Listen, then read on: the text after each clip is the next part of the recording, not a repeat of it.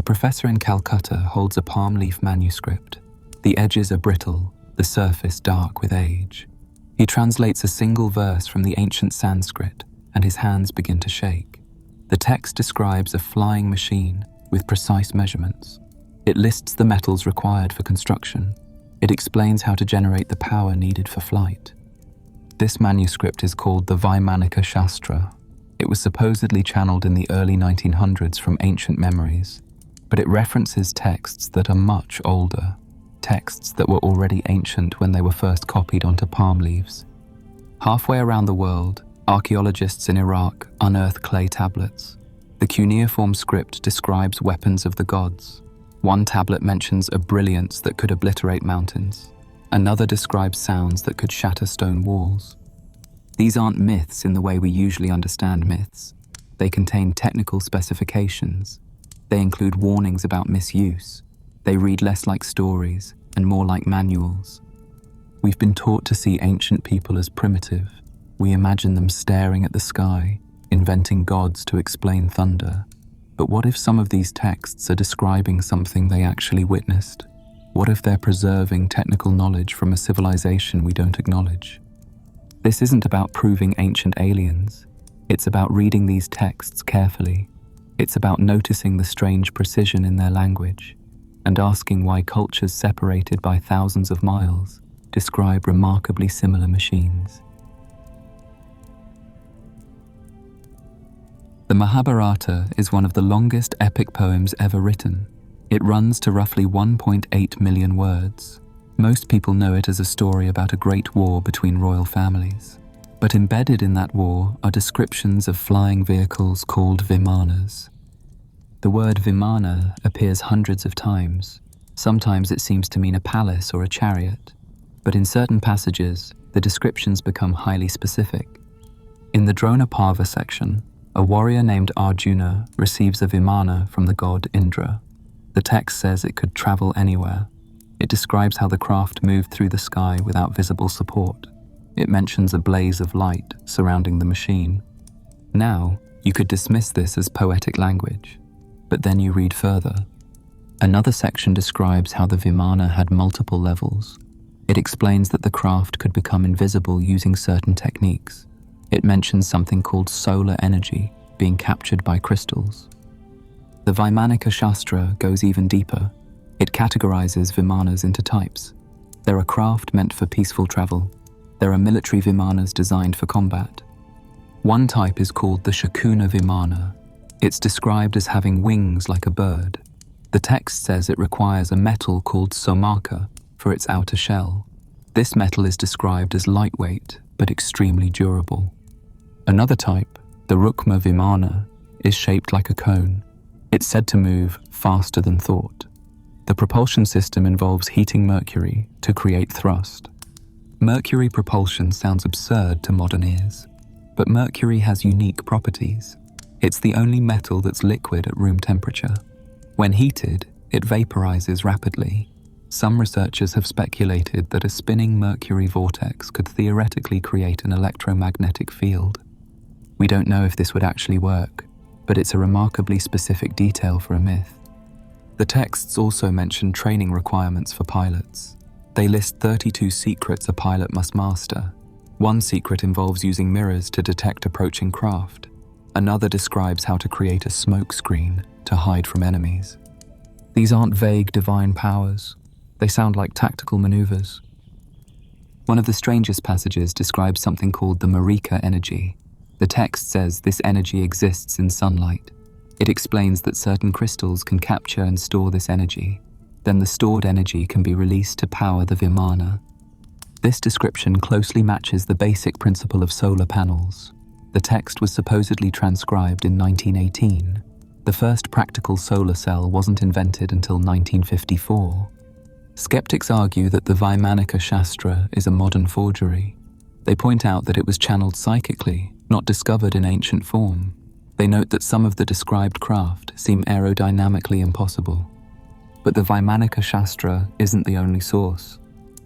The Ramayana, another ancient Sanskrit epic, describes Vimanas in detail. In one scene, the demon king Ravana abducts Sita using his flying chariot. The chariot is called Pushpaka. It's described as being able to fly like a bright cloud in the sky. The text mentions that it could carry many people. It says the craft moved without making noise. It traveled incredible distances in moments. Later in the Ramayana, the god Rama uses the Pushpaka to fly home after rescuing Sita. The passage describes how the craft moved over forests and mountains. It mentions Rama looking down at rivers that appeared like threads. This is an aerial perspective. The writer describes the earth as it would look from high altitude. Another text, the Samarangana Sutradhara, includes an entire chapter on Vimanas. It was written by King Bhoja in the 11th century. The chapter describes the construction of flying machines in methodical detail. King Bhoja writes that the body of a Vimana must be made of light wood. He specifies that the structure should resemble a large bird. Inside, there should be a mercury engine with an iron heating apparatus beneath. When the mercury is heated, he explains, it creates a roaring power. This power enables the craft to travel great distances. King Bhoja wasn't writing fiction. He was a scholar and engineer. His text includes architectural plans for buildings, dams, and bridges. The Vimana chapter sits alongside these practical designs. So we have multiple ancient sources. They're separated by centuries, yet they describe similar machines using consistent terminology. The mainstream explanation is that these are pure mythology. Ancient people imagined gods with magical powers. They invented flying chariots because they dreamed of transcending earthly limits. But myths usually don't include technical specifications. They don't list the types of metal required. They don't explain energy conversion methods. There's another detail worth mentioning. Many of these Sanskrit texts include warnings. The Vaimanika Shastra cautions that Vimanas should not be used carelessly. It states that certain knowledge must be kept secret. It warns that misuse of these machines could cause catastrophe. Why would a myth need safety warnings? The texts also describe accidents. In the Mahabharata, several Vimanas are destroyed in battle. The descriptions mention fire, explosions, and structural failures. These aren't invincible divine chariots. They're machines that can break down. One passage describes a Vimana crash. The pilot loses control during a storm. The craft plunges into the ocean. The writer describes the wreckage sinking into deep water. This reads more like an accident report than a legend. Of course, we have no physical evidence of ancient Vimanas. No archaeological site has yielded the remains of a flying machine. No ancient metal alloys have been found that match the descriptions. But absence of evidence isn't always evidence of absence. If a civilization collapsed thousands of years ago, most of its technology would decay. Organic materials would decompose within centuries. Metals would corrode and scatter. What remains are the texts. And those texts keep describing machines. The Mahabharata describes a war that lasted 18 days. Millions of warriors died. The battlefield became a charnel ground. But the weapons used in this war sound nothing like bronze swords and arrows. One weapon is called the Brahmastra. It's described as a single projectile charged with all the power of the universe. When unleashed, it created a blazing column of smoke and fire bright as 10,000 suns. The text continues. It says the weapon produced a fierce wave of heat. Animals and humans exposed to it began to burn without visible flame. Water boiled. Warriors leaped into rivers to escape the heat, but the water offered no protection. The passage describes how survivors lost their hair and nails. Food became poisoned. Birds turned white. This description eerily parallels the effects of radiation exposure. Another weapon mentioned is the Agneya. It's described as a blazing missile that could incinerate entire armies. The text says it created a fireball that consumed everything in its path. Then there's the Pashupatastra. This weapon allegedly created a whirlwind of fire and wind. It could target entire armies or a single person with equal precision. The most disturbing description involves the aftermath. After the Brahmastra was used, the text says the survivors had to purify themselves. They washed in rivers. They discarded their clothing and armor. They avoided the area where the weapon detonated. This sounds like decontamination protocol. Now you could argue this is just creative writing, ancient poets inventing terrifying weapons to make their war epic more dramatic. But in 1992, researchers from the National Institute of Oceanography in India began excavating an ancient city off the coast of Gujarat. The city is now called Dwaraka. According to the Mahabharata, Dwaraka was the capital of Lord Krishna. The text says the city sank into the ocean after Krishna's death. The underwater structures discovered match the descriptions in the text. Carbon dating suggests the site is over 3,000 years old. During excavations, researchers found something strange. Certain stone blocks showed evidence of vitrification. Vitrification is when rock is exposed to such extreme heat that it melts and fuses into glass. This normally requires temperatures above 1,500 degrees Celsius. Similar vitrification has been found at other ancient sites in India and Pakistan. In the Indus Valley, there are areas where bricks appear to have been melted. In Rajasthan, a layer of radioactive ash covers a 3-square-mile area. Mainstream archaeologists attribute this to natural phenomena. Lightning strikes can vitrify sand into glass. Volcanic activity could explain the heat damage. But the Rajasthan ash contains isotopes consistent with nuclear fallout. In the 1990s, researchers analyzed samples from the site. They found elevated levels of uranium and thorium. The patterns suggested the presence of fission products. Some researchers proposed that an ancient nuclear event occurred. Others dismissed this as pseudoscience. The debate remains unresolved, but the texts are consistent across centuries. They describe weapons that create blinding light. They mention heat that persists after the explosion. They talk about poisoned land where nothing will grow. The Drona Parva section includes a scene where 2 warriors nearly destroy the world. Each launches a Brahmastra at the other. The weapons collide in mid-air. The resulting explosion threatens to consume everything. The sage Vyasa intervenes. He convinces both warriors to recall their weapons. The text says the warriors used special mantras to neutralize the energy.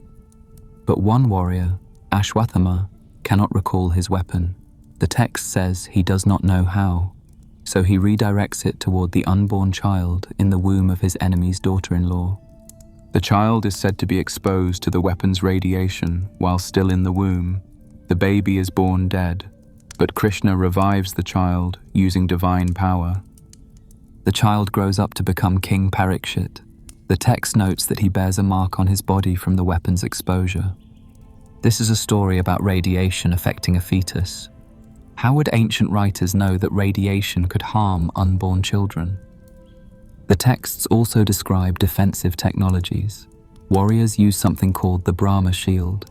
It's described as creating an energy field that deflects projectiles.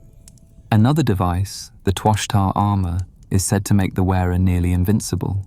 The text describes it as light as air, but harder than diamond. Some passages mention weapons that could disrupt the mind. The Samohana Astra is described as inducing confusion and unconsciousness. Soldiers exposed to it would drop their weapons and wander aimlessly. This sounds like a neurological weapon. There's also the Vayu Astra, a wind weapon. It supposedly created gales powerful enough to lift armies off the ground. The description mentions soldiers being swept away and flung into the sky. Could this be describing an explosive shockwave? The Narayana Astra is even stranger. The text says it releases millions of deadly arrows that chase their targets. The only defense is to drop all weapons and prostrate oneself on the ground. The text explains that the weapon senses aggression. If you fight back, it intensifies. If you submit, it passes over you. This implies some form of targeting intelligence. Now, we could interpret all of this symbolically. Perhaps these weapons represent moral or spiritual forces. The Brahmastra could symbolize ultimate destructive power. The Narayana Astra might represent karma responding to violence. But the texts don't read like allegories. They describe tactical decisions. They explain when to use certain weapons and when to avoid them. They detail the consequences of misuse. After the war, the Mahabharata describes a world in ruins. The text says the earth is scorched, rivers run dry, forests turn to ash. The survivors struggle to rebuild. The texts mention a period of darkness where the sun is obscured, crops fail, knowledge is lost. This reads like a description of nuclear winter. The texts also emphasize that the great weapons must be forgotten. The sages decree that knowledge of these technologies should be hidden. They create a system where certain mantras and rituals are required to access the power. Over time, the mantras lose their meaning. The rituals become symbolic. The technology fades into mythology, but the descriptions remain. Mesopotamia sits between two rivers, the Tigris and Euphrates. In the southern marshlands, the Sumerians built the world's first cities. Around 3500 BC, they developed cuneiform writing. They pressed wedge-shaped marks into soft clay tablets. Then they baked the tablets until they became hard as stone. Thousands of these tablets survive. Most contain mundane records, grain shipments, temple inventories, legal contracts. But some tablets tell stories of the gods. The Sumerian pantheon included beings called the Anunnaki. The word roughly translates to those who from heaven came. These weren't abstract deities. They were described as physical beings who walked among humans. The texts say the Anunnaki descended from the sky in vehicles. One tablet describes their arrival as a brilliance that lit up the land. Another mentions fire and smoke accompanying their descent. The Anunnaki are credited with teaching humans agriculture, writing, and metalworking, but they also possessed weapons of terrible power. The Epic of Gilgamesh contains several references to these weapons. In one scene, the hero Gilgamesh travels to the cedar forest to confront the guardian Humbaba. Humbaba is described as a monstrous being, but he's also said to possess 7 terrors. These terrors aren't described as physical attributes, they're weapons. One terror is described as a ray that could kill at a distance. Another creates a brilliance so intense that people cannot look at it. A third produces a roar that causes the mountains to tremble. When Gilgamesh defeats Humbaba, he takes one of these weapons. The text says he wears it as a cloak. It makes him shine like the sun. Later in the epic, the goddess Ishtar threatens to unleash the bull of heaven. The bull isn't described as an animal, it's a destructive force. When the bull descends, the text says it snorts once and the earth cracks open. 100 men fall into the crevasse. It snorts again and 200 more fall. Gilgamesh and his companion Enkidu kill the bull. The text describes them dismantling it. They remove its heart and present it to the sun god Shamash. This reads less like killing an animal and more like deactivating a machine. The Enuma Elish, the Babylonian creation epic, describes a war between gods. The god Marduk fights the primordial goddess Tiamat. Marduk's weapons are described in detail. He carries a bow that shoots lightning. He wields a mace that creates winds. He has a net that can capture and immobilize enemies. During the battle, Marduk shoots an arrow into Tiamat's mouth. The text says the arrow split her heart. Then he uses his winds to inflate her body until she explodes. After killing Tiamat, Marduk divides her body to create the heavens and the earth. Some researchers interpret this as a metaphor for planetary formation. Others see it as describing a cosmic event. But the weapons described sound technological. Another text, the Erra epic, describes a god named Erra who brings destruction. Erra's weapon is called the Seven. These are described as beings without rival. The text says they make the mountains quake. They dry up the seas. They turn day into night. When Erra unleashes the Seven, cities are obliterated. The text describes fire raining from the sky. It mentions a plague that follows the destruction. The god Marduk convinces Erra to stop, but by then, much of the world is devastated. The text ends with a warning. It says that those who remember this story must teach it to their children. They must ensure that the seven are never released again. Why would a myth include such a warning? There's also the matter of Gilgamesh's quest for immortality. After his friend Enkidu dies, Gilgamesh becomes obsessed with avoiding death. He travels to find Utnapishtim, the only human who achieved eternal life. Utnapishtim tells Gilgamesh about the Great Flood. The gods decided to destroy humanity. But one god, Ea, warned Utnapishtim. Ea told him to build a boat. The instructions are remarkably specific. The boat must be a cube, roughly 200 feet on each side. It must have 7 decks. It must be sealed with bitumen inside and out. When the flood comes, the text describes it in violent terms. It says, "The gods themselves were frightened by the deluge. They cowered like dogs in the heavens." The storm lasts 6 days and 6 nights. When it ends, Utnapishtim sends out a dove, then a swallow, then a raven. The raven doesn't return, signaling that dry land exists. After the flood, Utnapishtim makes a sacrifice. The gods smell the offering and gather. The text says they swarmed like flies around the sacrifice. This imagery is oddly physical. These gods need to eat. They're relieved to find surviving humans who can provide offerings. The story closely parallels the biblical flood narrative, but the Sumerian version predates the Hebrew texts by over 1,000 years.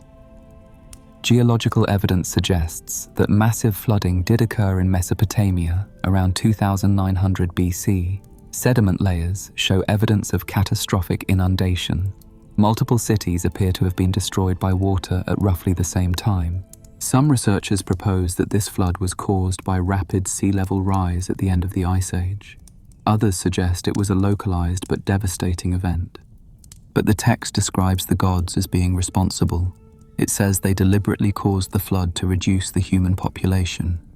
The reason given is curious. The text says humans had become too numerous and too loud. The noise prevented the gods from sleeping. This seems like a trivial motivation for genocide, unless the text is preserving a garbled memory of something else. There are other Sumerian texts that describe the gods' technology more directly. The text known as the Barton cylinder mentions a device called the Mi. The Mi were objects that contained knowledge and power. There were over 100 different Mi. Each Mi granted mastery over a specific domain. There was a Mi for kingship, a Mi for priesthood, a Mi for metalworking. There was even a Mi for music, and a Mi for sexual intercourse. The goddess Inanna stole many of the Mi from the god Enki. The text describes her loading them onto her boat of heaven. Enki pursues her, trying to retrieve the stolen Mi. The Mi are described as physical objects. They can be carried, hidden, and transferred. Possessing a Mi grants immediate knowledge. This sounds less like abstract concepts and more like data storage devices. Another text describes a structure called the Ikur. It was the temple home of the god Enlil in the city of Nippur, but the descriptions suggest it was more than a temple. The text says the Ikur had eyes that could scan the land. It had a beam that could search out hearts. It could communicate across great distances. Inside the Ikur was something called the Tablet of Destinies. Possession of this tablet granted supreme power. Multiple myths describe gods fighting over it. The tablet is described as shining. It could display information. It could control other devices. In one myth, the bird god Anzu steals the Tablet of Destinies. The text says that with the tablet, Anzu could decree fates. He could command the other gods' weapons. Eventually, the god Ninurta defeats Anzu and retrieves the tablet, but the battle is described in terms that sound technological. Ninurta shoots arrows that never miss, but when Anzu possesses the tablet, the arrows stop in mid-air. The text says Anzu unmakes them. Ninurta has to develop a new strategy. He creates weapons that cannot be controlled by the tablet. This reads like a story about hacking and countermeasures. The Sumerians also left behind cylinder seals. These were small stone cylinders carved with intricate designs. When rolled across wet clay, they left an impression. Many of these seals depict the gods. Some show beings wearing what appear to be helmets with protruding objects. Others depict devices that look like wristwatches. One seal, known as VA243, shows a star surrounded by 11 globes. Some researchers interpret this as a map of the solar system.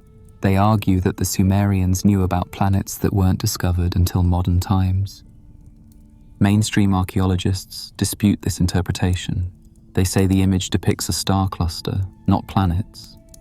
But the debate illustrates a larger question. How much did the ancients actually know? There's a class of weapons described in both Sanskrit and Sumerian texts that doesn't involve fire or light. These weapons use sound. In the Mahabharata, one weapon is called the Shabdabhedi Ban. The name translates roughly to sound-piercing arrow. The text describes how this weapon works. It homes in on the sound of its target. A warrior could shoot it toward a sound in complete darkness, and the arrow would find its mark. The text also mentions defensive techniques. Warriors learned to remain silent when this weapon was deployed. They used decoys to create false sounds. This sounds like early acoustic targeting. But there are weapons that use sound as the destructive force itself. The Samahana Astra, mentioned earlier, is said to produce vibrations that disrupt consciousness. The text describes soldiers falling into deep sleep when exposed. Some passages mention that the weapon created a hum or drone. Modern research into infrasound shows that certain low-frequency vibrations can indeed affect human consciousness. Frequencies below 20 Hz can cause disorientation, anxiety, and even hallucinations. Some studies suggest that sustained exposure to specific infrasound frequencies can induce unconsciousness. How would ancient writers know this? The Bible contains a famous account of sound being used as a weapon. The walls of Jericho fall after the Israelites march around the city for 7 days, blowing trumpets. Most people interpret this as a miracle, but the text is oddly specific about the procedure. The Israelites must march around the city once per day for 6 days. On the 7th day, they march 7 times. Then all the trumpets sound simultaneously, and the people shout. The wall collapses. Some researchers propose that this describes acoustic resonance. Every structure has a natural resonant frequency. If you apply sound at that frequency, the structure begins to vibrate. If the vibration is sustained and amplified, the structure can fail. This is how opera singers can shatter wine glasses. It's also how earthquakes collapse buildings. Could ancient people have understood resonance?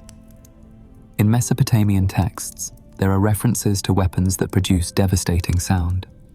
The Era epic describes the Seven as creating a roar that causes mountains to crumble. Another text mentions a device used by the god Ninurta that produces thunder capable of destroying fortifications. The description emphasizes that this thunder is not from a storm, it's generated by the weapon itself. In Egyptian texts, there are references to the voice of Ra. This is described as a sound that can kill demons and enemies. Pharaohs were said to command this voice through special rituals. The Egyptian god Thoth is associated with sound and vibration. He's credited with creating the world through speech. But some texts suggest Thoth possessed devices that generated powerful vibrations. One text describes Thoth's staff as being able to open the earth. When struck against stone, it created fissures. This sounds like ultrasonic drilling. Modern ultrasonic tools use high-frequency vibrations to cut through hard materials. The vibrations create microscopic fractures that cause the material to crumble. Some ancient stone structures show evidence of precision cutting that's difficult to explain with known ancient tools. The stones at Pumapunku in Bolivia, for example, show drill marks and perfectly smooth surfaces. Some blocks have complex geometric cuts that would be challenging even with modern equipment. The mainstream explanation is that ancient masons used copper tools and abrasives. They spent years painstakingly shaping each stone. But copper is a soft metal. The stones at Pumapunku include andesite and granite, which are much harder than copper. Some researchers propose that the ancients used sonic tools. They suggest that knowledge of acoustic manipulation was more advanced than we assume. There are other clues in ancient structures. Many temples and sacred sites show unusual acoustic properties. The Hypogeum of Hal Saflieni in Malta is an underground temple carved from limestone. It's estimated to be over 5,000 years old. One chamber, called the Oracle Room, has a unique resonance. When someone speaks at a frequency around 110 Hz, the entire chamber vibrates. Research shows that 110 Hz affects brain activity. It temporarily deactivates the language centers of the brain. People exposed to this frequency report heightened emotional states and visual imagery. Was this chamber designed deliberately to produce altered states of consciousness? The Great Pyramid of Giza shows similar acoustic anomalies. The King's Chamber resonates at a frequency around 16 Hz. This is below the range of human hearing, but we can feel it as a vibration. When researchers played musical tones in the King's Chamber, certain frequencies created standing waves. The chamber appeared to be designed as an acoustic resonator. The sarcophagus in the King's Chamber is also unusual. It's made of red granite, which contains high concentrations of quartz crystals. Quartz is piezoelectric. When pressure or vibration is applied, it generates an electrical charge. If sound waves at the right frequency filled the chamber, the granite sarcophagus would generate electricity. Some researchers speculate that the pyramid was a power generation device. They propose that it converted acoustic energy into electromagnetic energy. This is speculative, but the acoustic properties are measurable and real. Back to the Sanskrit texts. The Vaimanika Shastra mentions something called Shabda Karshini Yantra. This translates to sound attraction device. The text describes it as a mechanism that can capture sounds from a distance. It explains that the device uses a tube with a special coating. Sound waves enter the tube and are amplified. This sounds like a parabolic microphone. The text also mentions a device called Guha Garbha. This device supposedly detected enemy aircraft by listening for their sound. The description says it could determine the direction and distance of approaching Vimanas. This is essentially sonar or acoustic radar. Military forces didn't develop practical sound detection systems until World War I. Acoustic locators were used to detect incoming aircraft by listening for engine noise. The ancient texts describe the same principle. There's another category of sound-based technology in these texts, devices that use sound for propulsion or levitation. The Samarangana Sutradhara describes something called Panchanan Yantra. The text says this device generates powerful vibrations. When activated, it can cause objects to rise into the air. This sounds impossible, but acoustic levitation is a real phenomenon. In modern laboratories, researchers use focused ultrasonic waves to suspend small objects in mid-air. The sound waves create standing waves with pressure nodes. Objects can be trapped in these nodes, floating without physical support. Currently, this technology can only levitate very light objects, but the principle is sound. Some researchers have proposed that ancient builders used acoustic levitation to move massive stones. This would explain how blocks weighing hundreds of tons were lifted to great heights. There's an interesting piece of evidence from Tibet. In the 1930s, a Swedish doctor named Jarl witnessed Tibetan monks moving large stones. According to his account, the monks arranged drums and horns in a specific pattern around a cliff face. They placed a stone block on the ground in front of the instruments. Then they began playing the instruments at a precise rhythm. Jarl claimed that after several minutes, the stone rose into the air. It floated up the cliff face and landed on a ledge above. Jarl said he filmed this event, but the film was supposedly confiscated by the British government and never released. Skeptics point out that no verifiable evidence supports Jarl's story. No other witnesses have come forward.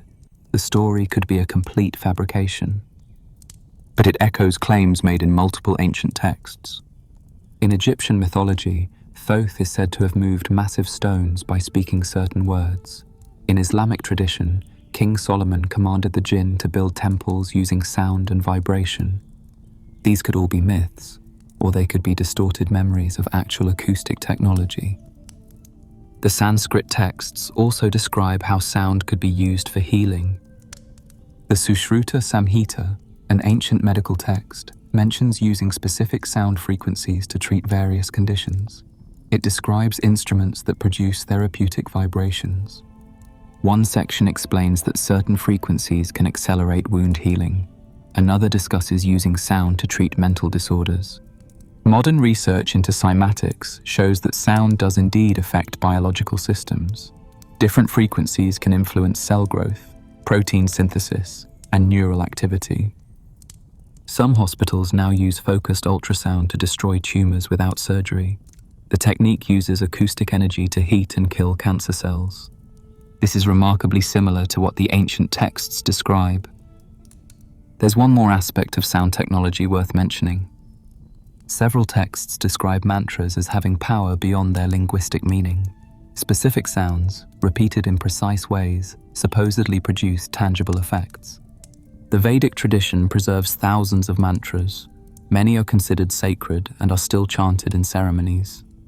But some texts suggest that mantras were originally technical instructions. The sounds themselves were codes. The vibrations produced by chanting certain syllables could activate devices. This might sound absurd, but we use voice activation technology every day. Specific sound patterns trigger programmed responses in devices. The principle is the same. If ancient civilizations had acoustic-based technology, voice commands would be a logical control mechanism. Over time, the technology would be lost, but the sounds would remain. People would continue chanting the mantras, not understanding their original purpose. The mantras would become religious rituals. The technical knowledge would fade into mythology. All these machines, flying vehicles, energy weapons, acoustic devices, would require power, enormous amounts of power. The ancient texts don't ignore this problem. They describe multiple energy sources. We've already mentioned Mercury propulsion systems in the Vaimanika Shastra, but there are other energy systems described. One involves crystals. The Mahabharata mentions mani multiple times. This word is usually translated as jewel or gem, but in context, these mani seem to be energy sources. The text describes them as glowing. They provide light without fire. They can power devices. One famous mani is the Vaimanika jewel. The text says it glows like the sun. It prevents disease within its vicinity. It produces gold. That last detail is strange. A jewel that produces gold. Some researchers interpret this as a description of nuclear transmutation. If you bombard certain elements with neutrons, you can transform them into different elements. This is how modern particle accelerators create synthetic elements. The text says the Vaimanika jewel was eventually lost. After its loss, the kingdom fell into decline. Another text mentions the Chintamani stone. This is described as a wish-fulfilling jewel, but some passages suggest it was an energy source. The stone supposedly fell from the sky. It glowed with inner light. Those who possessed it gained great power. Nicholas Roerich, a Russian explorer, claimed to have seen the Chintamani stone in the 1920s. He described it as a fragment of a larger stone kept in a temple in Tibet. Roerich said the stone emitted radiation. He measured it with instruments and found elevated radioactivity. If true, this would be consistent with the stone being a meteorite fragment containing radioactive elements. But Roerich's claims are unverified. The Vaimanika Shastra describes a different energy system. It mentions capturing sunlight using special crystals. The text says certain types of crystal can absorb solar energy. The energy is stored within the crystal's structure. Then it can be released to power a Vimana. This is essentially describing solar power with battery storage. The text specifies 8 types of crystals that can be used. It describes the properties each crystal must have. It explains how to cut and orient the crystals for maximum efficiency. Modern solar panels use crystalline silicon to convert sunlight into electricity. The ancient text describes a remarkably similar process. Another energy source mentioned is called Vaibhavastu. This word is difficult to translate. It seems to mean something like power substance or energy material. The text says Vibhavastu exists in the atmosphere. Certain devices can extract it from the air. Once extracted, it provides tremendous power. Some researchers speculate this refers to atmospheric electricity. Others propose it describes zero-point energy or vacuum energy. These are theoretical energy sources that exist in the quantum vacuum of space. Mainstream physics acknowledges that vacuum energy exists, but we don't know how to harness it. The Sumerian texts also describe unusual energy sources. The Me objects mentioned earlier are described as glowing. They emit light without heat. They can power other devices. One text describes the god Ea's underwater palace. It's said to be illuminated by stones that glow perpetually. No fire or oil lamps are needed. This sounds like bioluminescence or chemiluminescence, but it could also describe electrical lighting. There's archaeological evidence that ancient people may have had access to electricity. In 1936, a clay jar was discovered near Baghdad. Inside the jar was a copper cylinder. Inside the cylinder was an iron rod. The jar is dated to around 250 BC.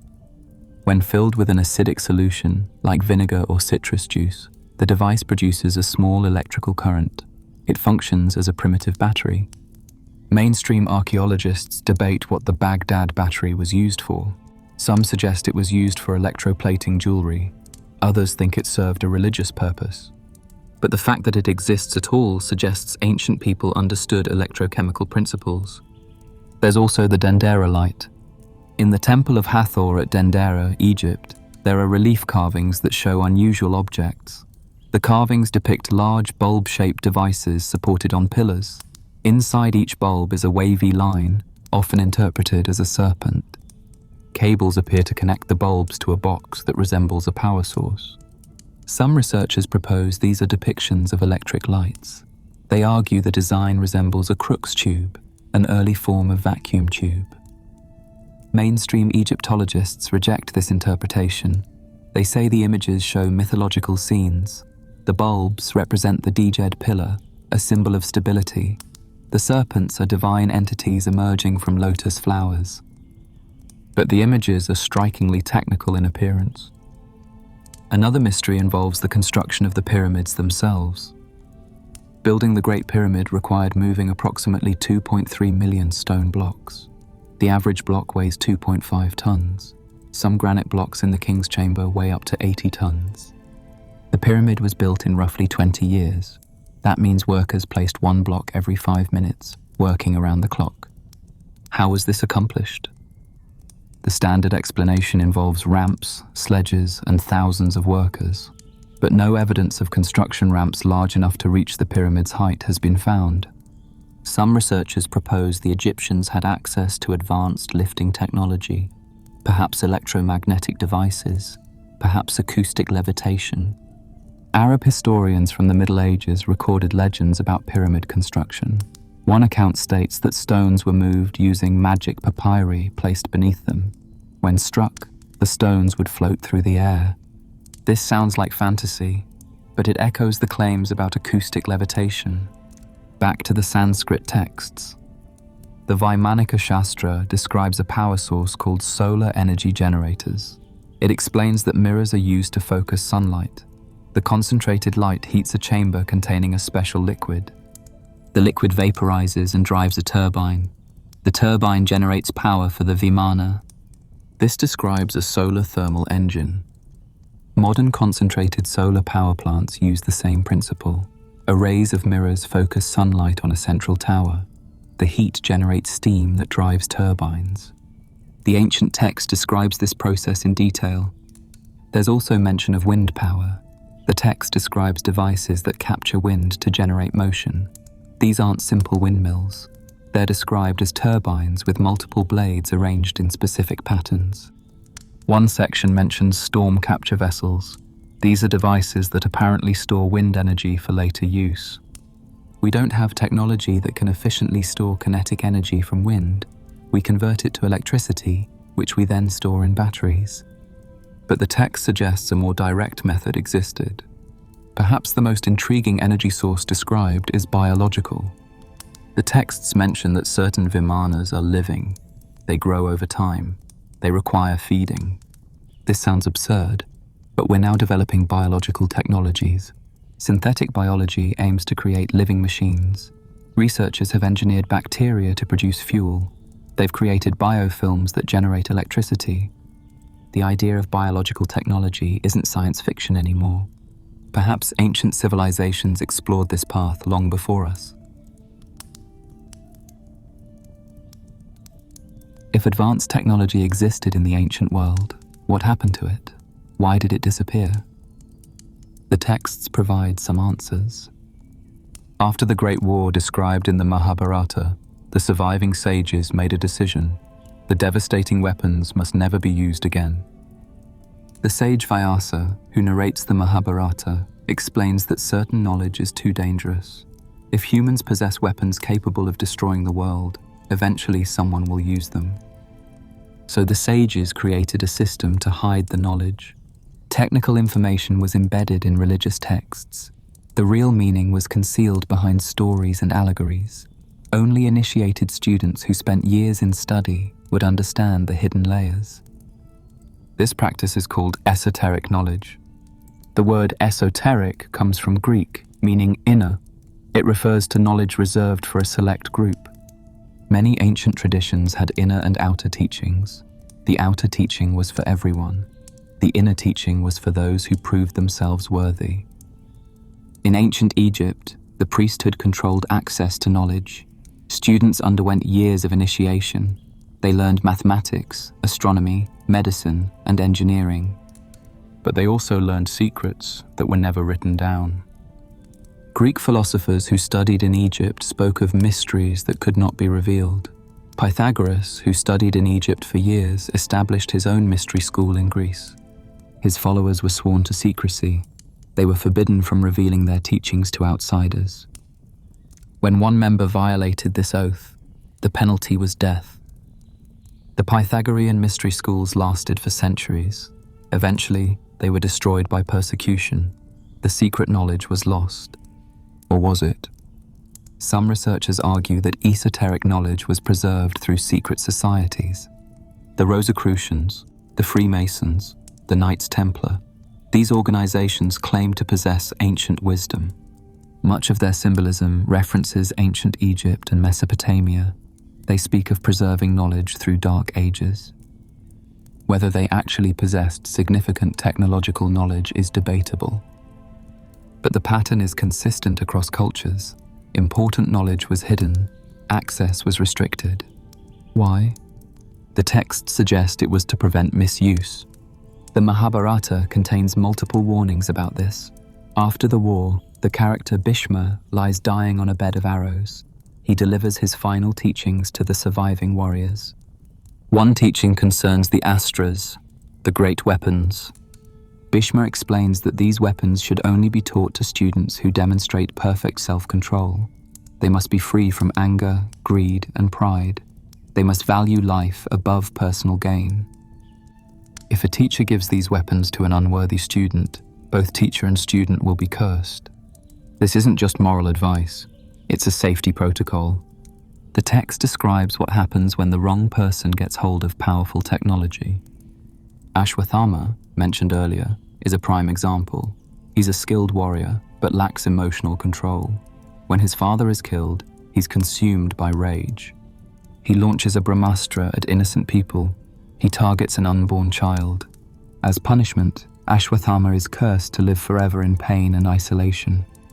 The text treats this as a cautionary tale. Power without wisdom leads to catastrophe. Similar warnings appear in other traditions. In Greek mythology, Prometheus steals fire from the gods and gives it to humans. He's punished eternally for this transgression. The myth is usually interpreted as a celebration of human progress. Prometheus is the hero who defies divine authority to empower humanity. But there's another reading. Perhaps the myth warns that giving advanced technology to unprepared people causes suffering. The fire Prometheus steals might not be literal fire. Humans already had fire. The word could symbolize knowledge of metallurgy, chemistry, or energy manipulation. Prometheus is punished because he broke the protocol. He released information that humans weren't ready for. The Sumerian texts contain similar themes. The god Ea is repeatedly described as teaching humans. He gives them agriculture, writing, and laws. But other gods disapprove. They believe humans are becoming too powerful. This tension culminates in the flood narrative. The gods decide to wipe out humanity. Ea defies them by warning Utnapishtim. After the flood, there's a debate among the gods. Should they allow humans to survive? If so, should they limit human knowledge and lifespan? The texts say the gods made humans less capable after the flood. Human lifespans were drastically reduced. Access to divine knowledge was restricted. These stories might preserve memories of a deliberate knowledge suppression. After a catastrophic war or disaster, surviving elites decided to limit technological knowledge. They created priesthoods and mystery schools to control access. Over generations, the control system became religious tradition. The original reasons were forgotten, but the restrictions remained. There's evidence that ancient societies did restrict technological knowledge. In Egypt, the priesthood controlled writing, mathematics, and engineering. Scribes formed an exclusive class. Outsiders were forbidden from learning hieroglyphics. When the Greeks conquered Egypt, they found that even basic literacy was restricted. In India, the caste system formalized knowledge restrictions. Brahmins held exclusive rights to religious and scientific knowledge. Lower castes were forbidden from studying the Vedas. Violating this restriction carried severe penalties. These systems ensured that knowledge was transmitted vertically, from teacher to carefully chosen student, rather than horizontally across society. But vertical transmission is fragile. If the chain is broken, through war, persecution, or natural disaster, the knowledge is lost. This might explain why we find descriptions of advanced technology in texts, but no physical evidence. The texts survived because they were copied repeatedly. The technology didn't survive because it required continuous teaching and practice. Once the transmission chain broke, the technology became incomprehensible. The descriptions remained, but no one knew how to build or operate the devices. This is called a loss of praxis. Theory without practice becomes abstract and meaningless. We see this phenomenon in historical examples. The ancient Greeks developed a device called the Antikythera mechanism. It was discovered in a shipwreck off the coast of Greece in 1901. The device is an intricate system of bronze gears. It calculated astronomical positions with remarkable accuracy. It's been dated to around 100 BC. Nothing like it appears again in the historical record for over 1,000 years. The knowledge of how to build such devices was lost. It had to be rediscovered during the Renaissance. If Greek mechanical knowledge could vanish, why not Indian or Sumerian knowledge of other technologies? There's also the matter of libraries. The ancient world had massive repositories of knowledge. The Library of Alexandria in Egypt was the largest. It reportedly contained hundreds of thousands of scrolls. The library was destroyed multiple times. Julius Caesar's invasion in 48 BC resulted in fires that burned part of it. Later attacks by various groups destroyed more. By the 5th century, the library was gone. We don't know what was lost. Ancient catalogues list works on mathematics, engineering, medicine, and astronomy that no longer exist. Some scholars estimate that 90% of ancient Greek literature has been lost. The situation is even worse for other cultures. The Mesopotamian libraries were destroyed by conquering armies. The clay tablets survived better than papyrus or parchment, but even so, vast amounts of cuneiform literature are lost. In India, palm leaf manuscripts decay rapidly in the tropical climate. They must be copied regularly to preserve them. Many texts that existed 1,000 years ago no longer survive. And then there's deliberate destruction. When the Spanish conquistadors arrived in the Americas, they burned Maya and Aztec books. Only 4 Maya codices survive today. We'll never know what knowledge was lost in those fires. Chinese emperors ordered the burning of books during the Qin dynasty. Scholars who resisted were executed. Throughout history, knowledge has been destroyed, sometimes by accident, sometimes deliberately. The texts we have are survivors. They represent a tiny fraction of what once existed. And they might be preserving memories of technologies we don't recognize as technical descriptions, because we read them as myths. When scholars first tried to translate the ancient texts, they faced an impossible task. How do you describe a helicopter to someone who's never seen one? How do you explain electricity without the word electricity? The Sanskrit word Vimana is usually translated as flying machine or celestial chariot, but the root of the word simply means something that has been measured out or something that traverses. It's a functional description, not poetic, not metaphorical. It describes what the thing does. In the Ramayana, when Ravana's flying palace is described, the text uses very specific language. The Pushpaka Vimana doesn't just fly, it moves through the sky using a mechanism. The text mentions that it makes a sound, that it needs to be summoned or activated, that it can carry many people and doesn't tire. These aren't the descriptions of magic. They're the descriptions of someone trying to explain a machine they don't fully understand. A scholar named Vaimanika Shastra claimed that in the early 20th century, he psychically received the Vaimanika Shastra from an ancient sage. The text he produced described multiple types of flying machines. It included construction details, diagrams of engine parts, instructions for pilot training. Modern engineers who studied it said the designs wouldn't work, at least not with our current understanding of aerodynamics. But that's not really the interesting part. The interesting part is why someone in the 1900s would create such an elaborate technical hoax, and why it resembled descriptions found in texts that were genuinely thousands of years old. The Mahabharata describes the Brahmastra, a weapon so powerful it could destroy entire armies. The text says it created a column of smoke and flame as bright as 10,000 suns, that it made hair and nails fall out, that pottery broke without being touched, that birds turned white. When Robert Oppenheimer was asked if the atomic bomb was the first nuclear weapon ever detonated, he gave a strange answer. He said it was the first in modern times. He was a scholar of Sanskrit. He'd read the Bhagavad Gita in the original language, and he recognized the descriptions. There's a site in India called Mohenjo-Daro, part of the ancient Indus Valley civilization. When archaeologists excavated it, they found skeletons lying in the streets. No signs of violence, no burial, just sudden death. The stones at the site show evidence of extreme heat, temperatures that shouldn't have been possible with the technology of the time. Some researchers claim the stones were vitrified, turned partially to glass, the kind of effect you see at nuclear test sites. But here's where translation becomes critical. When ancient texts describe weapons of the gods, are they describing actual technology, or are they describing natural disasters in the only language available to them? A volcanic eruption creates a column of fire and ash. It destroys armies. It makes people sick with toxic gas. It breaks pottery with shockwaves. If you'd never seen a volcano, how would you describe it? You might call it a weapon. You might say a god threw it from the sky. The Sumerian texts present a different translation problem.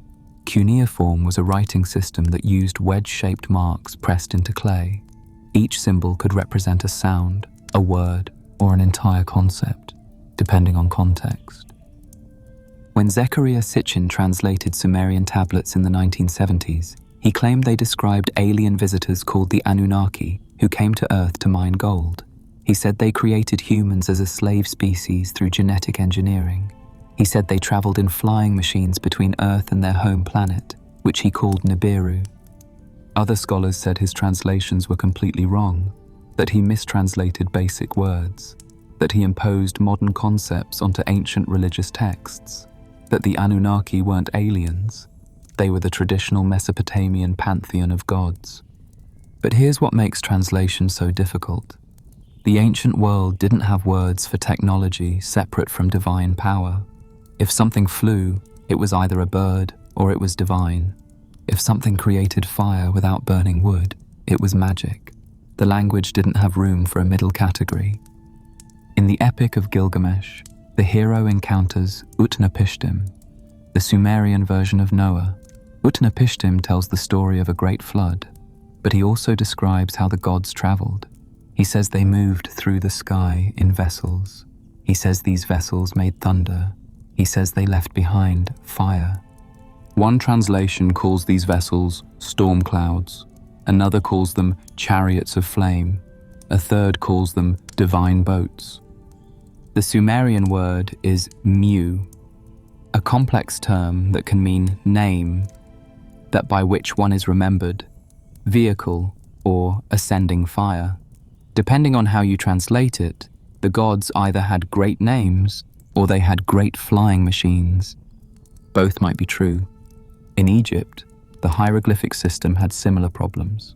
The symbol for sun could also mean day, Ra, light, eternity, or cycle. When temple texts describe the solar bark, the boat that carries Ra across the sky, is it a metaphor for the sun's movement, or is it describing something the ancient Egyptians actually saw?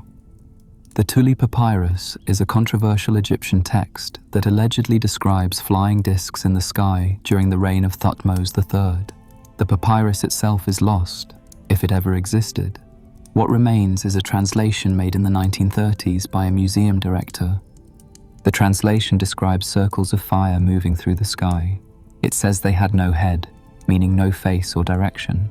It says they multiplied. It says the pharaoh ordered incense burned and prayers offered. Skeptics point out that the original papyrus can't be verified, that the translation might be fabricated or misinterpreted, that circles of fire could describe meteors, comets, or even clouds reflecting sunlight. But the text, if authentic, uses very specific language. It doesn't say the gods appeared. It doesn't invoke mythology. It describes an event that frightened people and prompted an official response. This is the core problem of translation, deciding whether ancient people were describing what they saw or what they believed. In many cases, the answer might be both. The Dogon people of Mali have an oral tradition that describes a star called Po-Tolo. According to their tradition, Po-Tolo is a companion to Sirius, the brightest star in the night sky. They say Po-Tolo is very small but very heavy. They say it completes an orbit around Sirius every 50 years. In 1862 AD, astronomers discovered that Sirius does have a companion star, Sirius B. It's a white dwarf, extremely dense, invisible to the naked eye. Its orbital period is 50 years. The Dogon say they learned about Po-Tolo from sky people who visited Earth in ancient times. They describe these visitors arriving in a craft that spun and made noise and kicked up dust. Skeptics suggest the Dogon learned about Sirius B from French astronomers in the 1920s and incorporated it into their mythology, that oral traditions are flexible and absorb new information over time, that the astronomical knowledge attributed to ancient visitors actually came from modern science. But the question remains, why would a pre-industrial culture specifically preserve knowledge about a star that can't be seen without a telescope? And why would they describe it with such accuracy? Translation isn't just about converting words from one language to another. It's about converting entire worldviews. When we read ancient texts, we bring our own assumptions about what's possible. And that changes everything. There's a temple in India called the Kailasa Temple at Ellora. It wasn't built, it was carved. Workers started at the top of a solid rock mountain and carved downward, removing an estimated 400,000 tons of stone. The temple is 164 feet deep, 109 feet wide, and 98 feet tall.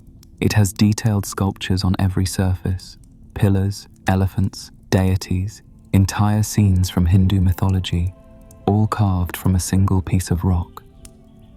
The traditional dating places its construction in the 8th century AD, but there's a problem with that timeline. Engineers estimate it would have required 400,000 tons of rock to be removed. If 100 workers labored every day, removing 5 tons each per day, it would take approximately 27 years. That's just the excavation, not the detailed carving. Local legends say the temple was built in a single night by the gods. Obviously, that's not literally true, but legends often preserve a kernel of something real, usually the sense of impossibility. When people saw the finished temple, they couldn't imagine how it was made, so they said it must have been divine. The same impossibility appears at Baalbek in Lebanon. The ancient temple complex sits on a foundation made of massive stone blocks, some of the largest ever quarried. The 3 largest blocks, called the trilithon, each weigh about 800 tons. They're positioned 20 feet above ground level, fitted so precisely that you can't slide a sheet of paper between them. Modern cranes can lift approximately 20,000 tons, but they require special assembly in stable ground. They're technological marvels, and they can lift 25 times what ancient people allegedly moved with ropes and wooden rollers. The standard explanation is that ancient engineers used ramps, levers, and enormous numbers of workers, that they had techniques we've lost, that human ingenuity and patience can accomplish nearly anything. That's probably true, but it doesn't explain why the technique was lost, or why later civilizations, with access to the same stones and tools, never attempted anything similar. At Pumapunku in Bolivia, there are stone blocks cut with precision that looks almost industrial. Some blocks have perfectly straight edges, others have complex interlocking shapes, like puzzle pieces in 3 dimensions. The stones are andesite and diorite, some of the hardest stones that exist. Cutting them with copper tools, which the local cultures had, would be extremely difficult. Achieving the precision found at Pumapunku would be nearly impossible. Some researchers argue that the stones show evidence of advanced machining, that the cuts are too precise for hand tools, that ancient people must have had access to technology we don't see in the archaeological record.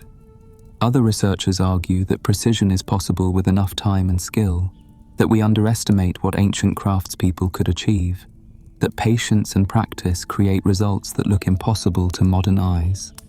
Both arguments have merit, but neither fully explains why these techniques appear suddenly, create monuments of extreme precision, and then seem to vanish from human knowledge.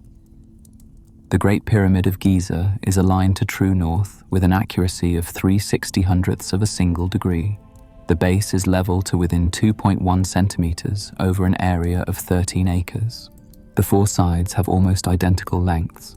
The longest differs from the shortest by less than 20 centimeters. These tolerances are remarkable even by modern standards. The pyramid contains approximately 2.3 million stone blocks. They average 2.5 tons each, though some weigh as much as 70 tons. The blocks are fitted so tightly that mortar wasn't always necessary. The joints are sometimes less than 0.5 millimeters wide. The standard explanation is that the pyramid was built over 20 years during the reign of the pharaoh Khufu, using the tools available in 2500 BC, copper chisels, wooden sledges, stone hammers. If 2.3 million blocks were placed over 20 years, workers would need to set 1 block every 4.5 minutes, every day, for 20 years. That's not impossible, but it requires extraordinary organization, a logistic system that could quarry, transport, shape, and position millions of tons of stone without mechanical equipment. The ancient Egyptians left many records. They documented their wars, their dynasties, their religious beliefs, but they left remarkably little documentation about how the pyramids were built. There are no blueprints, no instruction manuals, no detailed records of the construction process. What we have are later Greek historians like Herodotus, writing 2,000 years after the pyramids were built, recording stories they were told by Egyptian priests. Herodotus says the pyramid took 100,000 workers and was built in 20 years. He describes ramps and machines made of short wooden planks, but he also admits he's recording stories, not eyewitness accounts. Some ancient texts suggest the pyramids weren't built by humans at all. The Arab historian al-Masudi, writing in the 10th century, recorded Egyptian legends that said the pyramids were built before the Great Flood, that they were created by a race of giants, or by the gods themselves. The Coptic texts, Christian writings from early Egypt, also mention the pyramids being built before the flood by a wise king who foresaw the disaster and wanted to preserve knowledge. These aren't historical records. They're legends recorded thousands of years after the fact, but they show something important. Even in ancient times, people looked at the pyramids and couldn't quite believe they were built by ordinary humans using ordinary methods. In Peru, the fortress of Sacsayhuaman sits above the city of Cusco. It's made of limestone blocks, some weighing over 100 tons. The blocks are cut into complex polygonal shapes, each one unique. They fit together like a three-dimensional jigsaw puzzle. The joints between stones are so tight that no mortar was used. In many places, you can't fit a knife blade between the blocks. The Spanish conquistadors, who first saw Sacsayhuaman in the 16th century, reported that the Inca people claimed they didn't build it. They said it was built by an earlier race of giants, that the stones were moved by magic, by beings who knew the secret of making stone soft like clay. That's folklore, not history, but it points to something real, a break in continuity. The people who built Sacsayhuaman used techniques that later cultures either couldn't or didn't use. At Göbekli Tepe in Turkey, archaeologists found something that shouldn't exist, a massive temple complex built around 9,500 BC, 6,000 years before Stonehenge. It predates agriculture. It predates civilization as we understand it. The site has enormous T-shaped pillars, some weighing 10 tons.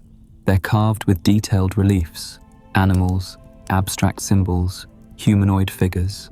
The carvings show a level of artistic skill that shouldn't exist in a pre-agricultural society. The standard model of human development says that complex architecture comes after agriculture. First, humans settle down to farm. Then they develop surplus food. Then they develop specialized labor, including stone carvers and architects. Göbekli Tepe reverses that order. It suggests that hunter-gatherers, people without cities or written language, built monumental architecture first, and that agriculture came later, possibly because they needed to feed the workers building these temples. But there's something else unusual about Göbekli Tepe. After it was built, it was deliberately buried. Thousands of tons of earth were brought in to cover the entire complex. No one knows why. Some researchers suggest it was a ritual abandonment, that the site served its purpose and was deliberately preserved by burial. Others suggest that whoever built it wanted to hide it, to protect it from something. Either way, the knowledge of how to build it seems to have been lost. Later cultures in the region didn't attempt anything similar for thousands of years. On Easter Island, the massive stone heads, the moai, are famous. What's less known is that they were transported across the island, some traveling several miles from the quarry to their final positions. The statues weigh between 10 and 80 tons. The island had no trees suitable for making rollers, no large animals to help move them, no metal tools. Local legends say the moai walked to their positions. Modern experiments have shown that by tilting a statue and rotating it, a team of people could walk it forward using ropes. It works, but it requires precise coordination and technique. The mystery isn't that the moai could be moved. It's that the knowledge of how to move them was lost. When Europeans arrived, the island's population had collapsed. The tradition of carving and erecting moai had ended, and the people who remained didn't know how their ancestors had accomplished it. This pattern repeats across the ancient world. Extraordinary architectural achievements appear. They require organizational skill, technical knowledge, and tremendous effort. Then the knowledge vanishes, sometimes gradually, sometimes catastrophically. Roman concrete was stronger than modern concrete. It could set underwater and lasted for millennia. The formula was lost after the fall of Rome. It wasn't rediscovered until modern chemists analyzed ancient samples and found that volcanic ash gave the concrete unique properties. Greek fire was an incendiary weapon used by the Byzantine Empire. It burned on water. It was nearly impossible to extinguish. The formula was a closely guarded state secret. When the Byzantine Empire fell, the formula was lost forever. Modern chemists have theories: naphtha, quicklime, sulfur, but no one knows for certain. Knowledge is fragile. A single generation can lose what took centuries to develop, especially if that knowledge is oral or held by a small group of specialists. When we look at ancient architecture that seems impossible, we're often looking at the work of cultures that were at their peak, the moment of greatest organization, wealth, and technical skill. And then circumstances changed: war, climate, disease, collapse. The survivors didn't have the resources or the knowledge to continue building at that level, and within a few generations, even the memory of how it was done had faded into legend. That's probably the answer to most ancient mysteries: not lost technology from advanced civilizations or visitors from the stars, just the normal rise and fall of human societies, leaving behind monuments that outlast memory. But there's still something haunting about standing in front of a structure like the Kailasa temple or the stones of Baalbek, something that makes you wonder if we're missing part of the story. In a laboratory in the 1960s, a Swiss engineer named Hans Jenny placed sand on a metal plate. He connected the plate to an oscillator, a device that generates sound frequencies. Then he turned it on. The sand began to move. It didn't scatter randomly. It organized itself into geometric patterns. Different frequencies created different patterns, some simple, some incredibly complex. Jenny called this phenomenon cymatics, the study of visible sound. He demonstrated that sound waves have structure, that they can organize matter into precise forms. This wasn't magic, it was physics. Sound is vibration, and vibration creates patterns in anything that can move: sand, water, even air itself. But here's what interested researchers. Some of the patterns Jenny created looked remarkably similar to ancient symbols and religious mandalas. Was it coincidence? Or had ancient cultures discovered cymatics independently and incorporated these patterns into their sacred geometry? In ancient Egypt, there are temple inscriptions that describe sound being used in construction. One text mentions that massive stones were moved with the voice. Another describes priests using sound to levitate objects. The Greek historian Herodotus recorded Egyptian legends about priests who could command stones to move by chanting specific tones. On the surface, this seems like obvious mythology. Sound can't lift stones. The energy required would be astronomical. But sound can affect matter in subtle ways. Acoustic levitation is a real phenomenon. Scientists have used focused sound waves to levitate small objects: water droplets, foam balls, even small stones. It works by creating a standing wave, a sound wave that oscillates in place, and positioning an object at the wave's nodes where pressure balances out. The objects that can be levitated are tiny, a few millimeters across. The sound pressure required increases exponentially with weight. Levitating a multi-ton stone block would require sound so intense it would liquefy human tissue. So the literal interpretation doesn't work. But what if the ancient texts are describing something more subtle? What if sound was used not to levitate stones, but to help move them in some other way? There's a theory, controversial and unproven, that sound could reduce friction. If you generate a standing wave beneath a heavy object, the pressure variations might create a temporary cushion of air, not levitation, but a reduction in contact force that would make the object easier to slide.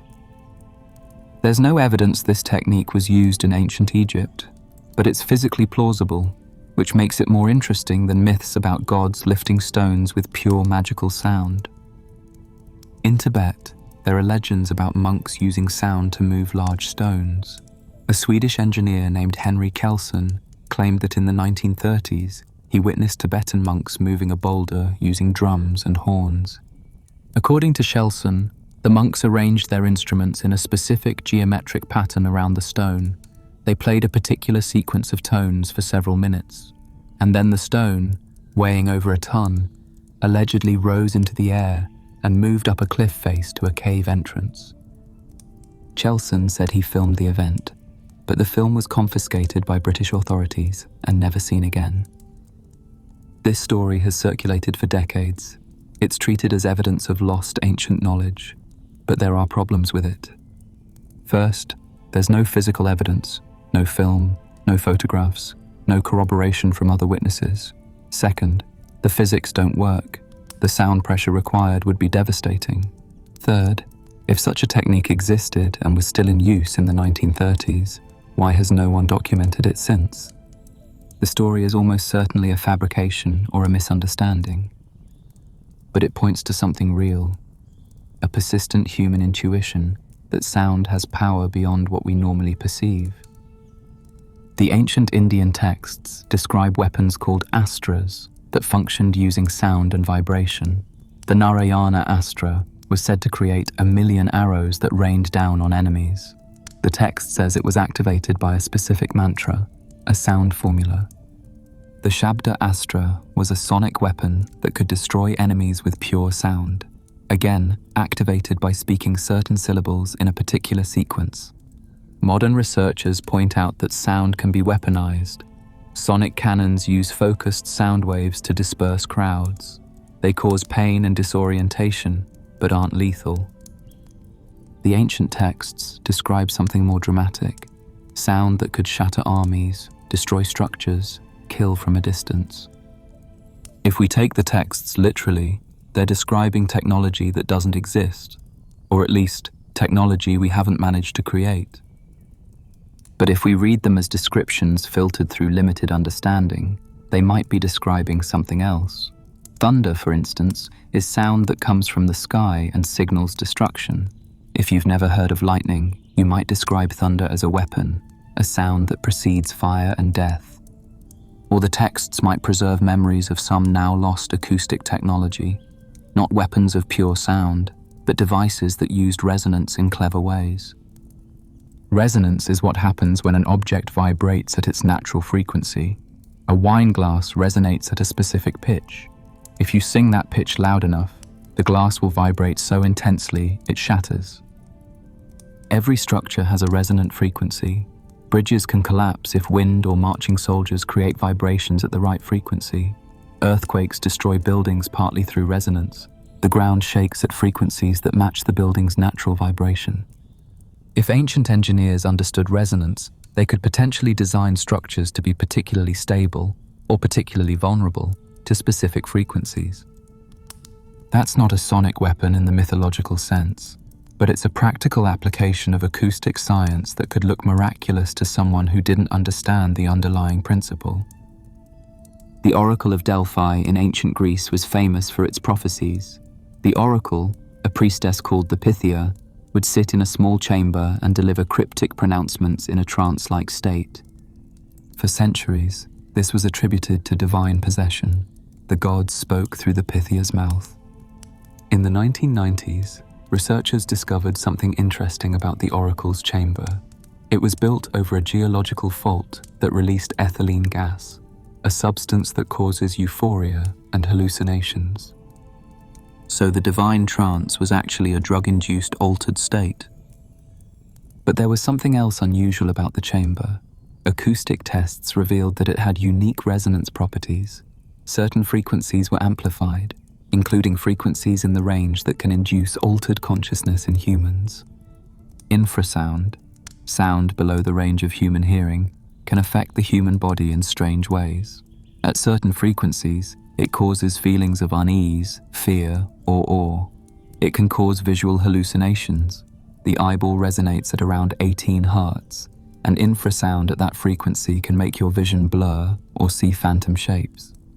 Some researchers believe ancient temples were designed to generate or amplify infrasound, that priests used sound to create feelings of religious awe, not through conscious manipulation, but through acoustic architecture that naturally produced these frequencies. At the Hypogeum of Hal Saflieni in Malta, an underground temple carved around 3600 BC, acoustic tests show that the chambers resonate at 110 Hz. This frequency is known to affect brain activity. Studies show that listening to 110 Hz tones can temporarily shift brain function, reducing language processing and increasing emotional response. Was this intentional? Did ancient builders understand that certain sounds could affect consciousness? There's no written evidence they did, but they might have discovered it empirically, building spaces, noticing how people felt in them, and refining the design over generations. The Great Pyramid has acoustic properties that researchers find intriguing. The King's Chamber resonates at around 16 Hz when excited by certain sounds. This is below human hearing, but you can feel it as a vibration in your chest and bones.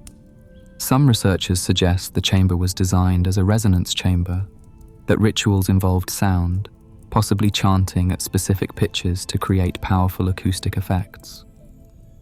There's no proof of this, but the granite blocks in the King's Chamber are arranged in a way that's acoustically interesting. The dimensions create standing waves at certain frequencies. In Hindu and Buddhist traditions, mantras are sacred sounds that are chanted repeatedly. The most famous is Om, considered the primordial sound of the universe. When you chant Om correctly, the sound vibrates in your skull and chest. Studies using brain imaging show that chanting Om activates specific brain regions, including areas associated with relaxation and meditation. The effect isn't mystical, it's biomechanical. The vibration of the sound stimulates the vagus nerve, which regulates the body's relaxation response. Ancient practitioners wouldn't have known about the vagus nerve, but they knew that certain sounds made them feel calm, focused, or transcendent, and they built entire spiritual traditions around those sounds. The mystery isn't whether sound can affect consciousness. It obviously can. The mystery is how much ancient cultures understood about this, and whether they used it deliberately. In the Mayan city of Chichen Itza, there's a pyramid called El Castillo. If you clap your hands at the base of the pyramid, the echo sounds like a bird chirping. Specifically, it sounds like a quetzal, a bird sacred to the Maya. Acoustic researchers confirmed that this effect is produced by the pyramid's step design. The spacing and height of the steps create an acoustic filter that transforms the clap into a chirp. Was this intentional? Some researchers argue it's coincidence, that the steps were designed for appearance and the acoustic effect is accidental. Others argue that the Maya were sophisticated enough to design for both visual and acoustic effect, that the chirping echo was meant to evoke the presence of the sacred bird. We don't know. But what we do know is that ancient cultures paid attention to sound in ways we often overlook. They built spaces that amplified or shaped sound. They incorporated acoustic effects into religious practice. Whether they fully understood the physics behind it, or whether they worked through trial and error, they achieved results that still impress modern acoustic engineers. The texts that describe sound being used to move stones or as weapons probably aren't literal, but they might preserve fragments of knowledge about resonance, about frequency, about the power of vibration. Knowledge that, like so much else from the ancient world, was understood intuitively but never fully recorded, and so it became legend, stories of gods who could command reality with their voices. The priest in southern India, copying the Vaimanika Shastra in 1875, didn't know what to make of the text. It described machines that didn't exist in his world, flying vehicles with pilots and controls and fuel. He copied it faithfully, perhaps thinking it was fantasy, perhaps thinking it was prophecy. 50 years later, humans would invent the airplane, and suddenly the text didn't seem quite so impossible. That's the strange position we find ourselves in when reading ancient texts about machines and weapons and flying vehicles. We've now built the things they describe, so the texts no longer sound like pure fantasy. But that doesn't mean the ancients built them too. The most likely explanation, the explanation that fits with archaeology and physics and everything we know about human development, is that these texts describe imagination, not memory. Ancient people looked at birds and wondered what it would be like to fly. They looked at lightning and imagined weapons that could strike from the sky. They looked at the stars and wondered if there were beings who could travel between them. They didn't have the technology to make these things real, but they had the same imaginative capacity we do. So they wrote stories about gods and heroes who possessed what humans could only dream of. That's the sensible explanation. But there are moments, reading the precise measurements in Sanskrit texts, or standing in front of stones that shouldn't have been movable, or learning that ancient cultures knew astronomical facts they shouldn't have known, when the sensible explanation feels incomplete. Not because ancient astronauts or lost advanced civilizations are more likely, but because the sheer depth of what we've forgotten is staggering. Humans have been behaviorally modern, meaning mentally and emotionally identical to us, for at least 100,000 years. Written history covers roughly 5,000 years. That leaves 95,000 years of human experience that we know almost nothing about. During that time, humans lived, built, discovered, lost, and rediscovered thousands of times over. They developed technologies, stone tools, fire, clothing, language, art, music. Some of those technologies we recognize in the archaeological record. But most of what they knew, most of their skills, their stories, their understanding of the world, is gone. Not because they were primitive, because knowledge is fragile. If our civilization collapsed tomorrow, what would remain in 10,000 years? Stone buildings might survive, maybe fragments of metal and glass, but books would decay, hard drives would corrode, even stone inscriptions would erode. Future archaeologists might find the foundations of skyscrapers and nuclear power plants and know that a complex civilization existed, but they wouldn't be able to reconstruct our technology from ruins alone. They might find myths about flying machines and weapons of great power, and they'd have to decide whether those myths were imagination or memory. That's the position we're in with ancient texts. We have descriptions of Vimanas and Astras and weapons that sound like nuclear bombs. We have architectural achievements that push the limits of what should be possible with ancient tools. We have astronomical knowledge that seems to require instruments that didn't exist. And we have to decide, are these memories of lost knowledge, or are they human imagination doing what it has always done? The answer is probably both. Some of what we read in ancient texts is pure imagination, stories meant to entertain, to teach moral lessons, to explain the inexplicable, but some of it might be garbled memory, descriptions of real techniques and real knowledge, filtered through generations and misunderstood. When the Mahabharata describes a weapon that creates a column of fire and makes hair fall out, it might be describing a nuclear bomb, or it might be describing a volcanic eruption, or it might be describing something we haven't considered, a natural phenomenon, or a lost technology that doesn't fit neatly into either category. The truth is, we don't know. And that uncertainty is uncomfortable. We want definitive answers. We want to say, yes, ancient astronauts, or no, it's all myth. But the ancient world doesn't offer us that comfort. It offers us fragments, texts that contradict each other, buildings that impress us but don't come with instruction manuals, legends that might contain truth or might contain nothing at all. What we can say with confidence is that ancient people were not primitive. They were clever, observant, and capable. They built structures that still stand. They developed mathematics, astronomy, medicine, and engineering. They did all of this without computers, without electricity, without modern tools. They did it through observation, experimentation, and the accumulation of knowledge over generations. Some of that knowledge was recorded. Most of it was passed down orally, from master to apprentice, from parent to child. And when civilizations collapsed, when war or disease or climate change disrupted the chain of transmission, the knowledge vanished.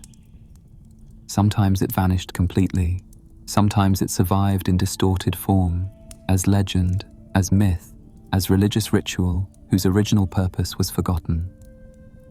The texts about flying machines might be records of dreams, human beings imagining what flight would feel like.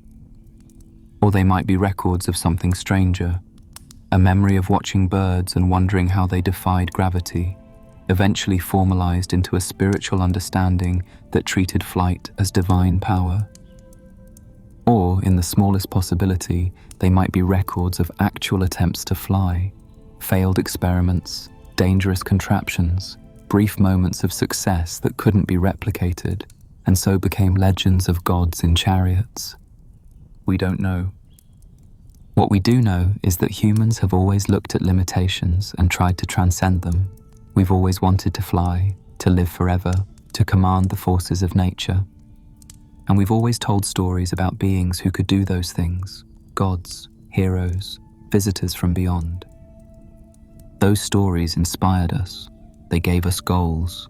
They made us believe that what seemed impossible might one day become real. And eventually we did build flying machines. We did create weapons of terrible power. We did find ways to extend life and manipulate matter. Not because the ancients gave us blueprints, but because they gave us the idea that such things were worth pursuing. The value of ancient texts isn't in proving whether they describe real technology or fantasy. It's in showing us that human imagination and human ambition have always reached beyond what was immediately possible. When we read about Vimanas in the Mahabharata, we're not just reading about flying machines. We're reading about the human desire to transcend physical limitations.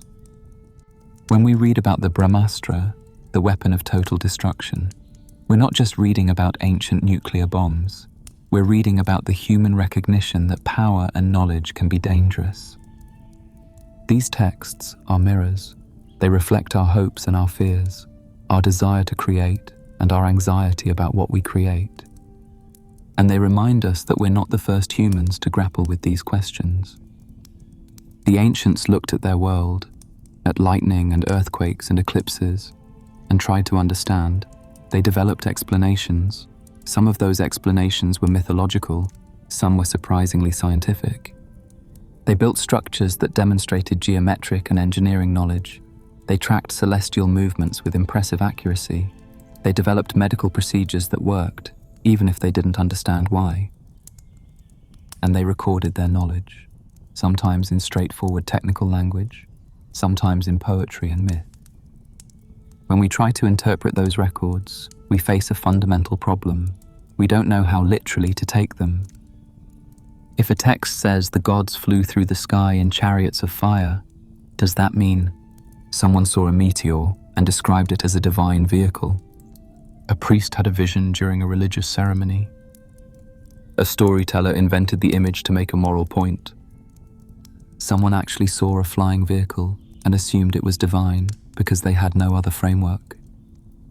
All of these interpretations are possible, and without additional evidence, we can't determine which is correct. That ambiguity is what keeps the mystery alive. It's what allows people to look at the same texts and come to radically different conclusions. Some see evidence of ancient astronauts. Some see evidence of lost human civilizations. Some see nothing but mythology and poetic imagination. The truth, whatever it is buried under thousands of years. What we can do is appreciate the texts for what they definitely are: records of human thought, evidence that our ancestors wondered about the same things we wonder about, that they dreamed of flight and immortality and power over nature. Whether those dreams were based on reality or pure imagination, they shaped human history. They inspired inventors and engineers. They guided spiritual seekers. They warned against hubris and the misuse of power. The Mahabharata describes the aftermath of the Brahmastra being used. The land becomes barren, women miscarry, food becomes poisoned. The weapon is so terrible that warriors vow never to use it again. Whether this describes radiation poisoning from a nuclear weapon, or whether it's a metaphor for the destructive consequences of unchecked warfare, the message is the same. Some knowledge is dangerous, Some powers shouldn't be used. That's a lesson that resonates across time, from ancient India to Hiroshima to the present moment. The ancient texts that describe machines of the gods aren't just curiosities, they're conversations across millennia. They're our ancestors saying, "We wondered about these things too. We imagined what might be possible. We worried about what we might create." And they're asking us, "Now that you've built what we could only dream of, what will you do with it?" The priest in India, copying the Vaimanika Shastra, preserved something important, not instructions for building a flying machine, but a record of human aspiration. A reminder that every generation looks at the sky and wonders. Every generation faces the question of how to use knowledge wisely. And every generation leaves behind fragments, texts and buildings and stories for those who come after to interpret. We are now the ones doing the interpreting. And someday, thousands of years from now, others will look at what we've left behind. They'll find our texts describing smartphones and spacecraft and artificial intelligence. They'll find our buildings, whatever survives. They'll find our stories. And they'll have to decide what was real and what was imagination. They'll have to decide whether we truly built machines that flew to other worlds, or whether we just dreamed about it. The answer, of course, will be both. We built the machines, and we dreamed even bigger than what we built. That's what humans do. We push at the boundaries of the possible. We imagine things that don't exist yet. We write them down. We try to build them. Sometimes we succeed. Sometimes we fail. And sometimes the knowledge is lost, preserved only in stories that future generations will struggle to understand. The ancient texts that describe machines of the gods are part of that pattern. They're evidence of human imagination reaching toward the divine, evidence of the desire to transcend limitation, evidence that we've always believed, or hoped, that more is possible than what we currently know. Whether they describe real technology or not is, in the end, less important than what they reveal about the human spirit. We are builders and dreamers. We look at limitations and see challenges to overcome. We look at the impossible and think, not yet. That impulse connects us to the ancient scribes who described Vimanas, to the engineers who built pyramids, to the astronomers who tracked planets with nothing but patience and geometry. They were reaching towards something greater, just as we are. And the silence between then and now, the thousands of years of lost knowledge and forgotten techniques, preserves both a warning and an invitation. The warning is clear: nothing lasts forever. Civilizations rise and fall. Knowledge can be lost in a single generation. What we build today might be legend tomorrow. But the invitation is equally clear. Keep building, keep dreaming, keep pushing at the boundaries of what seems possible. Because that's what humans do best. And when future generations find our texts, our descriptions of machines and powers and wonders, they'll face the same question we face now. Was it real or was it imagination? And like us, they'll discover that the answer doesn't matter as much as the question itself. Because the question, what is possible, is what drives us forward. It's what connects us across time. And it's what the ancient texts, in their own way, still whisper to us. Look up, dream, build, and remember,